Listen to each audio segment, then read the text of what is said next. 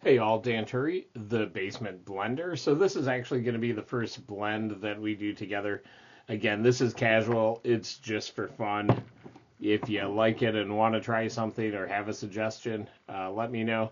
But I don't really care about views or likes or any of that. So today, taking three different bottles. All of these are bottles I like.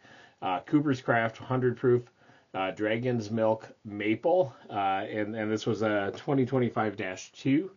And then Spirit Hound Coffee Liqueur. So the Cooper's Craft, good everyday pour. You absolutely cannot complain about it for the price. Went ahead and just gave it a little bit. This is a Hennessy cup. Apologies for the color. I want to do probably about 60% Cooper's Craft is kind of what I'm thinking. About 30% of the Dragon's Milk Origin, and again, I'm just eyeballing. I'm not a scientist. I actually failed chemistry. Long story, but then somehow the school district gave me a key to the chem lab, and I had an acid-base reaction once and didn't know how to use the hood or any of that, so I just aired it out down the hall. Yeah, good fun. Follow me for more chemistry and science tips, right? And then I'm going to do, I picked up this, it's a coffee liqueur. It's actually got a really good profile to it, but I'm going to do just a little touch. So what kind of got me thinking is and again, not sure on exact measurements there. I'll give it just a hair more. I'd like to be like a 60-30-10 maybe. 60% Cooper's Craft, 30% maple Dragon's Milk, and then 10% finishing off with this. And where I was trying to get at it, which, oh no, Dan, you're releasing the alcohol. Yeah, okay. What the Cooper's just kind of falls flat for me. It doesn't have a whole lot of profile, so I'm like, how can I build and give something a little more? I thought about just trying to throw something more towards the hazmat at it to just raise the proof. But instead, I thought, you know, that Dragon's Milk, if you've not had, has that really good taste to it. That profile, I think, is coming off the yeast. I don't know. I'll call it rooty. You know, more of a root based. And then the coffee liqueur, you know, add some caffeine. Yeah, we'll go with that.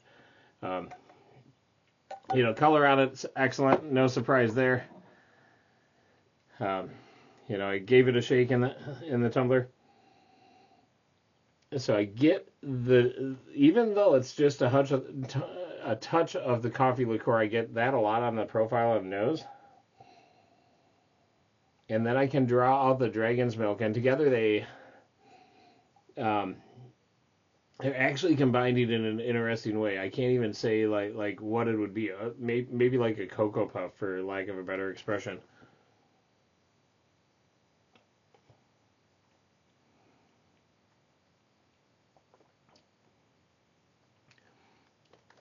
So with that blend, this is something I'd be happy to share with friends and whatnot.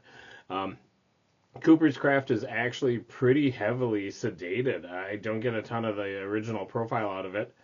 I get the Dragon's Milk, but what's neat is right at the tail of the Dragon's Milk, that coffee liqueur starts coming in. Finish does die off pretty quickly, but I still can even now have a little bit of a linger. And it's both that Dragon's Milk funk that we love, as well as that coffee finish. So I completely lost the Cooper's Craft. You know, playing around with it a little bit more. Maybe it's a way we just make the bottles go further. But you know, as I continue to finish this up, maybe I do get more of the Cooper's Craft profile out of it. But again, that Brown-Forman Cooper's Craft is not a heavy. I'd say in the end, what I'm getting is pretty close to like a Beam, you know, some of the Booker's type profile. So I absolutely would check it out. You know, pour together a couple of these as samples if we catch up and you want to try it. Let me know. So proofs on these 100, 110, and 40. So again, Nothing incredibly unique. The Dragon's Maple might be a little harder to find at times, but thanks for watching.